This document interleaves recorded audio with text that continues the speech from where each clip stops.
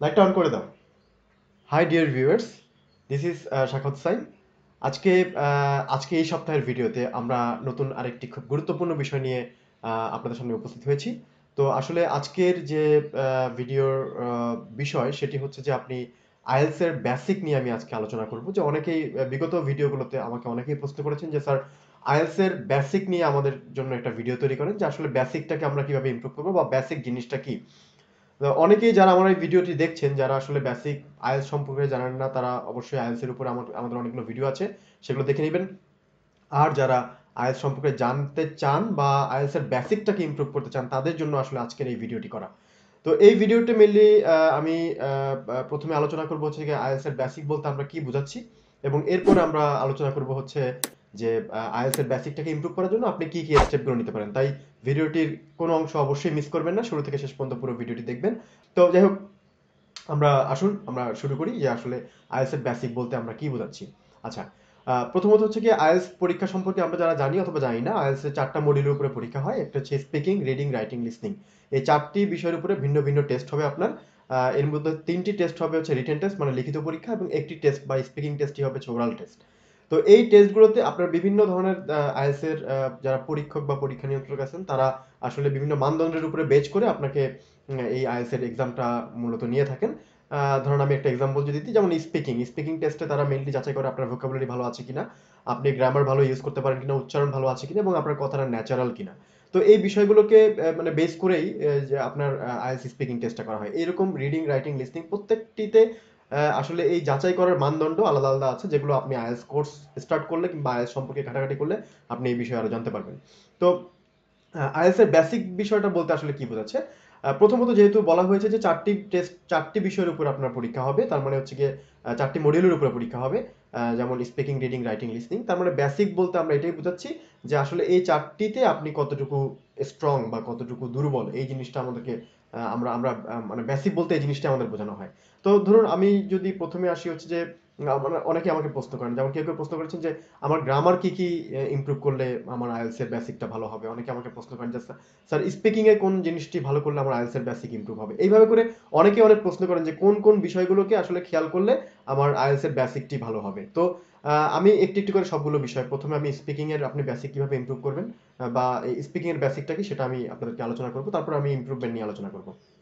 তো প্রথমে আসেন স্পিকিং নিয়ে। স্পিকিং জিনিসটা হচ্ছে যে আহ, আপনি ফ্লুয়েন্টলি কথা বলতে পারেন কিনা। হ্যাঁ, ফ্লুয়েন্টলি কথা বলতে এখানে বোঝাচ্ছে, ফ্লুয়েন্সি বলতে অনেক কিছু বোঝায়। এখানে ফ্লুয়েন্সি আসলে এটা মানে এই না যে আপনি অনর্গল কথা বলে যাবেন, মানে পটপট ইংরেজিতে কথা বলবেন, এরকম না। আপনার অবশ্যই গ্রামার ঠিক থাকতে হবে, ভোকাবুলারি ঠিক থাকতে হবে, একই ভোকাবুলারি বারবার ব্যবহার করা যাবে না। এই জাতীয় যে বিষয়গুলো, সেগুলোই আপনি স্পিকিং এ খেয়াল রাখতে হবে।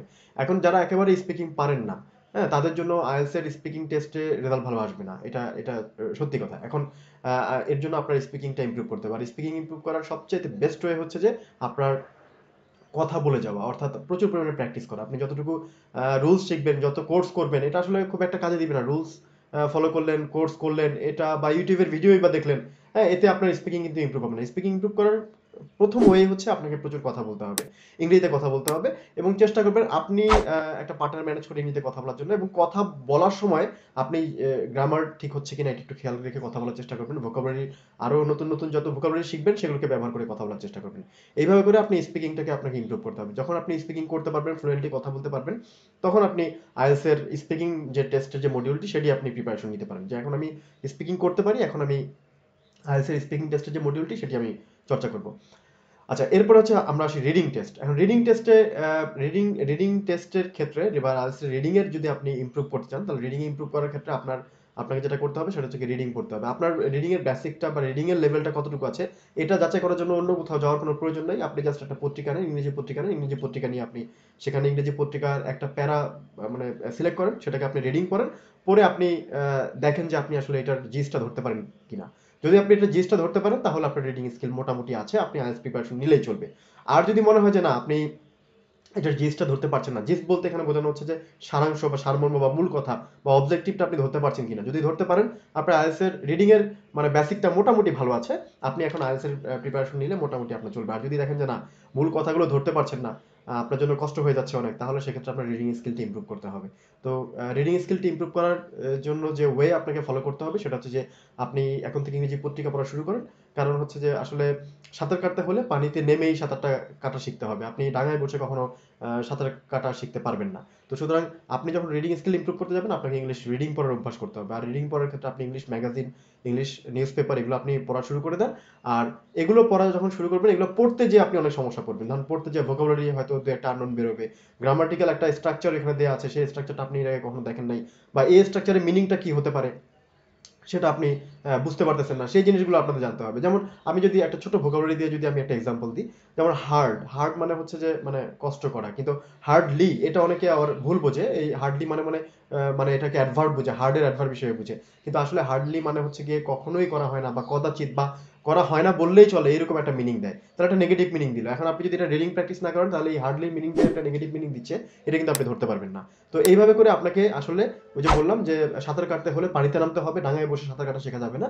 এরকম রিডিং বেসিকটাকে ইমপ্রুভ করতে হলে আপনাকে ইংলিশ রিডিং পড়া আরম্ভ করে দিতে হবে।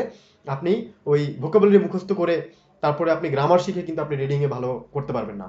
আপনাকে সরাসরি রিডিং এ যেতে হবে, রিডিং পড়ে পড়ে পড়ে পড়ে বোঝার চেষ্টা করতে হবে। যেখানে বুঝবেন না, যেখানে আটকে যাবেন, ওই যে বলে না শিখেছি সেখানে ঠেকেছি, যেখানে যেখানে ঠেকবেন সেখানেই আপনি ওই জিনিসটা সলিউশন করার চেষ্টা করেন।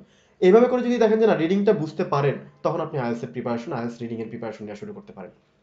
এবার আসি হচ্ছে গিয়ে লিসনিং এর বিষয়টা কি। লিসনিং এর বিষয়টা হচ্ছে যে আপনি আপনি লিসনিং এ আইএলটিএস এর লিসনিং টেস্টে আসলে যেটা হয় সেটা হচ্ছে গিয়ে দুইজন তিনজন ব্যক্তি বা একজন ব্যক্তি কথোপকথন করে, সেখান থেকে স্পেসিফিক কিছু ইনফরমেশন নিয়ে আপনাকে কোশ্চেন পেপারে অ্যান্সার লিখতে হবে। সেই কোশ্চেনগুলো আপনাকে যদি প্র্যাকটিস করতে হয়, তাহলে প্রথমত হচ্ছে কোশ্চেন টাইপ সম্পর্কে আইডিয়া নিতে হবে, সেটা আইএলটিএস এর ব্যাপার, যখন আপনি আইএলটিএস এ যাবেন তখন। কিন্তু আইএলটিএস এ যদি আপনি জানেন, যদি বেসিক লিসনিংটাকে যদি আপনি ইমপ্রুভ করতে চান, তাহলে সেক্ষেত্রে আপনাকে প্রচুর শুনতে হবে। অ্যান্ড শুনবেন কাদের কথা? শুনতে হবে অবশ্যই আপনাদেরকে নেটিভদের কথা। যেমন আপনি ইংলিশ মুভি শুনতে পারেন, অথবা আপনি কথোপকথন শুনতে পারেন, আপনি বিবিসি নিউজ শুনতে পারেন। তবে এগুলো যখন শুনবেন, একটা জিনিস মাথায় রাখবেন যে শুধু শুনলেই হবে না, শোনার দিকে খেয়াল করতে হবে যে আপনার কোন ওয়ার্ডটা এত এত মানে স্লিপ করে গেল আপনার, যে ওয়ার্ডটা আপনি ধরতে পারেন না, যে ওয়ার্ডটা ধরতে পারেন না বা যেই ওয়ার্ডটি স্লিপ করে গেল, সেই ওয়ার্ডটিকে প্রয়োজন হলে রিভিউ করে বা রিউইন করে আপনি পুনরায় শুনুন। অর্থাৎ স্পেসিফিক আইএলটিএস লিসনিং এ ভালো করতে হলে আপনাকে আগে লিসনিং স্কিলটাকে ইমপ্রুভ করতে হবে। তাহলে লিসনিং স্কিলটা কিভাবে ইমপ্রুভ করবেন? ওই যে লিসনিং শুনে যাবেন, লিসনিং শুনে যাওয়ার সময় যে ওয়ার্ডটা মানে আপনি ধরতে পারলেন না, যে ফ্রেজটা আপনি ধরতে পারলেন না, অথবা পুরো লিসনিং এর মিনিংটা আপনি ধরতে পারছেন না, সেটাকে আপনি ক্যাচ করার চেষ্টা করবেন। এর জন্য প্রয়োজন হলে একই লিসনিং একবারের জায়গায় 10 বার শুনুন, তাতে আপনার আপনার লিসনিং স্কিলটা ইমপ্রুভ করবে। এরপর লিসনিংটা যদি আপনি করতে পারেন, ধরেন আপনি আধা ঘন্টা লিসনিং শুনলেন, তার 80% কথা আপনি ধরতে পারছেন বা 80% শব্দ আপনি ধরতে পারছেন, তাহলে আপনি আইএলটিএস যে লিসনিং টেস্টের মডিউলের প্রিপারেশন, সেটাতে আপনি চলে যাবেন। তো এইভাবে করে আপনি আপনার লিসনিংটাকে ইমপ্রুভ করবেন। এরপর আসি হচ্ছে কি রাইটিং। এখন রাইটিং যারা করবেন, মানে রাইটিং যারা ইমপ্রুভ করবেন, তাদের জন্য অবশ্যই গ্রামার এবং ভোকাবুলারিটা জানাটা আমাদের জন্য খুবই জরুরি। তো এই কারণে সবগুলোর জন্যই জরুরি, তবে স্পেশালি রাইটিং এর জন্য কিন্তু গ্রামারটা বেশি জরুরি। তো এই রাইটিং এর যারা গ্রামার, অনেকে প্রশ্ন করেন যে স্যার আইএলটিএস রাইটিং এর জন্য আমি কি কি গ্রামার করব? তো ন্যাচারালি আমাদের আইএলটিএস রাইটিং এ সব ধরনের গ্রামারের প্রয়োজন হয়, কিন্তু যে গ্রামারটা সবচাইতে বেশি প্রয়োজন হয় সেটা হচ্ছে যে আপনার যেমন আমাদের দেশের মানে বাংলাদেশের প্রেক্ষাপটে আমি বলছি, আমাদের দেশের ছেলেপেলেরা আইএলটিএস রাইটিং করতে যেইগুলো সবচেয়ে বেশি ভুল করে, নাম্বার ওয়ান, স্পেলিং মিস্টেক করে প্রচুর। তার মানে আপনি আপনার বানানটা ঠিক করার চেষ্টা করুন। বানান ঠিক করতে হলে কি করতে হবে? আপনাকে ধরে ধরে রিডিং যখন পড়বেন, তখন যেমন ডাইসিলেবাল, ট্রাইসিলেবাল, পলিসিলেবাল বা পেন্টাসিলেবালের যে গ্রামারগুলো মানে ওয়ার্ডগুলো আছে, সেগুলোকে একটু বেশি করে পড়ার চেষ্টা করুন। বিশেষ করে শেষে ই আছে এইরকম শব্দগুলো বেশি মিস্টেক হয়। তো এগুলো একটু আপনি খেয়াল করুন, কারণ এগুলোকে যখন সিঙ্গুলার থেকে প্লুরাল করবেন, তখন কিন্তু একটু ভুল হয়ে যায়। তো এটা স্পেলিংটা আপনারা একটু ভালো করে শিখুন। তারপর হচ্ছে আপনি শিখতে পারেন হচ্ছে পার্ট অফ স্পিচের ফরমেশন। তার মানে হচ্ছে ভার্ব থেকে কিভাবে নাউন, নাউন থেকে অ্যাডজেক্টিভ, অ্যাডজেক্টিভ অ্যাডভার্ব, এই ফরমেশনগুলো একটু শেখার চেষ্টা করুন। এগুলো আপনাকে হেল্প করবে রাইটিং এর ব্যাপারে, বোথ রিডিং এর ব্যাপারে, দুটোর ক্ষেত্রেই। আর এছাড়া টেন্স, ভয়েস ভয়েস এগুলো তো লাগবেই, এটা তো একেবারেই বেসিক, এগুলো না হলে কিন্তু চলবে না। তো সুতরাং গ্রামারের ভিতরে অবশ্যই সিঙ্গুলার, প্লুরাল, স্পেলিং, তারপর হচ্ছে গিয়ে ইউজ অফ ভার্বস এবং টেন্স, ভয়েস, এগুলোর ব্যবহারগুলো আপনি একটু প্র্যাকটিস করার চেষ্টা করুন, শেখার চেষ্টা করুন, তাহলে সেক্ষেত্রে আপনার গ্রামার দুর্বলতা কাটানোর একটা সম্ভাবনা আছে। আর শব্দ তো শেখার কোনো শেষ নেই। ওই যে রিডিং প্র্যাকটিস করতে যেয়ে আপনার শব্দ শেখা কিন্তু হয়ে যাবে। এই কারণে আমি এক্সট্রা করে আর এটার জন্য কোনো শব্দ শেখার কথা বলছি না। তবে রাইটিং এর ক্ষেত্রে আপনি গ্রামার শেখার পাশাপাশি আপনি অবশ্যই পাশাপাশি প্রতিদিন লিখতে হবে। বিভিন্ন টপিকের উপরে লিখুন। আপনার যা মন চায়, যেটা ভালো লাগে সেটার উপরে লেখার চেষ্টা করুন। প্রথম ধরেন টপিক হতে পারে আপনি আপনার মাকে নিয়ে লিখবেন। আপনি আপনার অফিস নিয়ে লিখবেন, আপনি আপনার এডুকেশনাল লাইফ নিয়ে লিখবেন। এগুলো নিয়ে লেখা শুরু করুন। তারপর আপনি গ্র্যাজুয়ালি যে আইএলটিএস এ যে ধরনের রাইটিং গুলো হয়, লজিক্যাল রাইটিং গুলো, সেগুলো আপনারা একটু লেখার চেষ্টা করুন। বিশেষ করে আপনার ইংরেজি পত্রিকা যখন পড়বেন, পত্রিকায় কলামিস্টদের যে পেজটা থাকে অথবা সায়েন্টিফিক রিসার্চের যে পেজগুলো থাকে, সেই পেজগুলো যদি আপনি পড়েন তাহলে সেগুলো আইএলটিএস এর রিডিং এবং রাইটিং এর ক্ষেত্রে দুটো ক্ষেত্রে আপনি হেল্প পাবেন ভালো। আর রাইটিং এর ক্ষেত্রে আরেকটা ব্যাপার খুবই গুরুত্বপূর্ণ, এখন থেকে যারা রাইটিং প্রিপারেশন নিতে যাচ্ছেন অবশ্যই লিঙ্কার্স করবেন। লিঙ্কার্স আমাদের আমাদের অনেক দরকার হয়। মানে রাইটিং এর ক্ষেত্রে লিঙ্কার্স একটা অপরিহার্য অংশ। যত ভালো অল্টারনেট লিঙ্কার্স ইউজ করতে পারবেন তত আপনার রাইটিং এর মান কিন্তু বাড়বে। এই কারণে আপনার রাইটিং এর লিঙ্কার্সটা ব্যবহার করার চেষ্টা করুন। তো যাই হোক, এই ছিল হচ্ছে কি স্পিকিং, রিডিং, রাইটিং, লিসনিং। যারা আমার এই পুরো ভিডিওর এইটুকু অংশ থেকে এখনো বুঝতে পারেননি তাদেরকে খুব শর্টলি আমি বোঝানোর চেষ্টা করছি। আবার রিভিউ করছি। স্পিকিং এ ভালো করতে হলে, স্পিকিং এর বেসিকটাকে ইমপ্রুভ করতে হলে এখন থেকে কথা বলা শুরু করে দিন। পারলে 24 ঘন্টার ভিতরে 48 ঘন্টা কথা বলুন। মানে যত পারেন কথা বলুন। ইংরেজিতে কথা বলার কোনো বিকল্প নাই। যত বেশি কথা বলবেন তত আপনার মুখে জড়তা কাটবে, ফ্লুয়েন্সি চলে আসবে, গ্রামারগুলো আস্তে আস্তে ঠিক হয়ে আসবে। গ্রামার একদিনেই ঠিক হবে না, ধীরে ধীরে ঠিক হবে। এরপর আপনার স্পিকিং এর পরে আসছে হচ্ছে রিডিং। রিডিং এর জন্য ইংলিশ নিউজ পেপার পড়া শুরু করে দেন। এরপরে যদি আমরা আসি যে লিসনিং এর ক্ষেত্রে আপনি নেটিভদের কথা শুনুন। এবং এরপরে যদি আমরা আসি রাইটিং এর ক্ষেত্রে গ্রামার শিখুন এবং পাশাপাশি প্রতিদিন লিখুন 1 পেজ 2 পেজ যতটুকু পারেন। এই জিনিসগুলো যদি আপনি ইমপ্রুভ করেন তাহলে আশা করি যে আপনার আইএলটিএস এর যে basic speaking, reading, writing, listening এর যে বেসিক গুলো সেগুলো ধীরে ধীরে ইমপ্রুভ হবে। তারপর এগুলো করতে যেয়ে হয়তো কিছু সমস্যা ফেস করতে পারেন, যে সমস্যাগুলো ফেস করলে হয়তো আপনার একজন টিচার গাইডের প্রয়োজন। আপনার আশেপাশে কোনো একটা প্রতিষ্ঠান, কোনো এক বা কোনো একটা সেন্টার দেখে আপনি চাইলে ভর্তি হয়ে যেতে পারেন। অথবা আপনি চাইলে স্পোকেন রাইটিং, ফনেটিক্স এই কোর্সগুলোও করতে পারেন। এগুলো থেকেও আপনার অনেকটা দুর্বলতা কাটার পসিবিলিটি আছে যদি আপনার আশেপাশে এই ধরনের প্রতিষ্ঠান থাকে। তো আমি আমার প্রতিষ্ঠানে আসলে একটি যারা আইএলটিএস এর যাদের খুব বেশি দুর্বলতা তাদেরকে আমি একটা স্পেশালাইজড কোর্স করাই। এই কোর্সটি এই কোর্সটির মাধ্যমে আমি আসলে দুর্বলতাগুলো কাটিয়ে আস্তে আস্তে গাইডলাইন দিয়ে ছাত্রদেরকে, একটু দীর্ঘমেয়াদী কোর্স, একটু সময় সাপেক্ষ কোর্স। এই কারণে আমরা আসলে সবাইকে ইনভাইট করি না এই কোর্সটি করার জন্য। তবে যদি কেউ এই কোর্সের ব্যাপারে ইন্টারেস্টেড থাকেন তাহলে আমার এই ডিসক্রিপশন বক্সে কোর্সের আমার একটা পার্সোনাল ব্লগ সাইট আছে, সেখানে যেয়ে আপনি এই কোর্স সম্পর্কে জানতে পারবেন।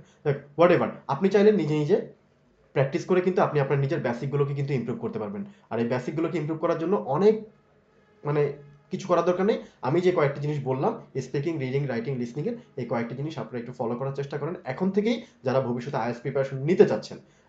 আর যারা আইএলটিএস প্রিপারেশন নিচ্ছেন অলরেডি তারা তো নিচ্ছেনই, যারা নিতে চাচ্ছেন তারা এখন থেকে প্র্যাকটিস করে এরপর আপনি যদি আইএলটিএসটা ধরেন তাহলে আপনার আইএলটিএস এর ব্যাপারটা আপনার জন্য ইজি হবে। আর ছোটবেলা থেকে যদি অনেক বেশি দুর্বলতা থেকে থাকে তাহলে দুর্বলতা তো একদিনে কাটবে না, একটু সময় দিতে হবে, ধৈর্য ধরতে হবে। আশা করি যে আমি যে কাজগুলো বলেছি এগুলো যদি রেগুলার করতে পারেন তাহলে আপনার আইএলটিএস এর দুর্বলতাগুলো কেটে যাবে এবং আইএলটিএস এর বেসিকটা আপনি ইমপ্রুভ করতে পারবেন। এরপর আপনি আইএলটিএস এর প্রিপারেশন নিয়ে আশা করি যে আপনার আইএলটিএস এর স্কোরটা ভালো আসবে। তো ডিয়ার ভিউয়ার্স, আপনারা যারা আমাদের এই ভিডিওটি নতুন দেখছেন তাদেরকে আমাদের এই চ্যানেলে সুস্বাগতম এবং তারা আমাদের এই চ্যানেলটি সাবস্ক্রাইব করে দেন। আর চ্যানেলটি সাবস্ক্রাইব করলে আপনি আমাদের এই আইএলটিএস রিলেটেড বা অন্যান্য ইংরেজি যত সমস্যা আছে এগুলো নিয়ে ভিডিও আপনারা নিয়মিত পেয়ে যাবেন ইনশাল্লাহ। আর আরেকটা বিষয় হচ্ছে যে যারা আইএলটিএস এর রিডিংটাকে বেসিক লেভেল থেকে আইএলটিএস এর রিডিংটাকে বেসিক লেভেল থেকে একটু ইমপ্রুভ করতে চাচ্ছেন তাদের জন্য আমাদের একটি বেসিক রিডিং এর একটি ভিডিও সিরিজ আমরা পাবলিশ করে যাচ্ছি রেগুলার।